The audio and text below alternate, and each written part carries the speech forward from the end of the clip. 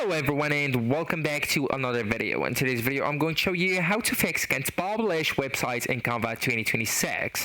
But why can't publish websites happens? The typical reasons of the issue are the weak or unstable internet connection, domain issues, the free versus pro account restrictions, the browser or app cache and cookies issues, etc. So to fix the issue you'll need to first check your internet connection. To do that, just go with a simple check by fast.com, and here you can check your megabytes per second. Alright, so if it allows, just go ahead, click on the Wi-Fi here, and then just disconnect it and reconnect it. And also I do advise you to move closer to the router and restart it as well.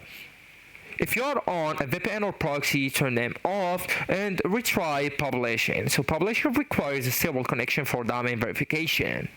You will need also to check the account type. So the custom domain publishing is pro only. So if you are on a free account, the free accounts pro can only use the Canva subdomains like your website, Canva.site. Okay, so upgrade to pro if you want a custom domain.